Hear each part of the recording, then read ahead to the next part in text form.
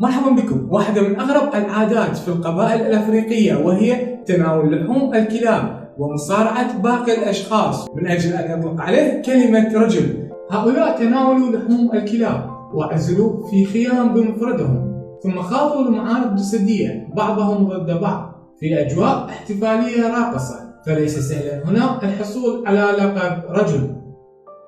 مرحبا بكم في دولة توغو. في هذا البلد هناك العديد من الخطوات التي على الفتيان اتباعها لينظر إليهم كأشخاص بالغين، ويتم ذلك بحضور الجماهير. ما تشاهدونه هو مهرجان إيفالا في مدينة كالا شمال العاصمة، احتفال غنائي راقص يقام في شهر يوليو من كل عام. أبطال المهرجان هم فتيان من قبيلة كابي الذي تتراوح أعمارهم بين 15 و20 سنة، وهؤلاء لطخوا وجوههم وأجسادهم بالطين وبألوان بيضاء لبدء طقوس سنوية من العراك والمصارعة. وفقا للتقاليد هنا تم عزل مئات الشباب في خيام قبل أسبوع من بداية المهرجان ليتناولوا لحوم الكلاب التي يعتبرونها رمزا للتحمل والشجاعة، وهي الصفات التي يحتاجها المصارعون لهزيمة الأعداء خلال الحروب.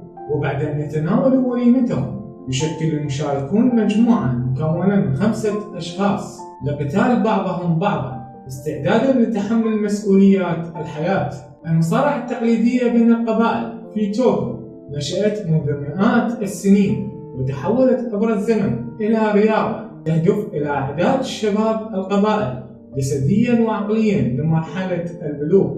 الأمر في هذا المكان لا يقتصر على الاحتفالات والعراك، وهناك دورات توعوية صحية يخضع لها الشباب ليبدأوا حياتهم كرجال وهم بصحة جيدة. كل هذه الطقوس الغريبة والفريدة التي شاهدتموها جعلت مهرجان إيفالا نقطة جذب مهمة للسياح من داخل الدولة وخارجها. أخبرونا في التعليقات ما هو رأيكم، وما هي أغرب طقوس القبائل التي شاهدتموها في حياتكم. وإذا أعجبكم الفيديو لا تنسوا الضغط على زر لايك والاشتراك بالقناة.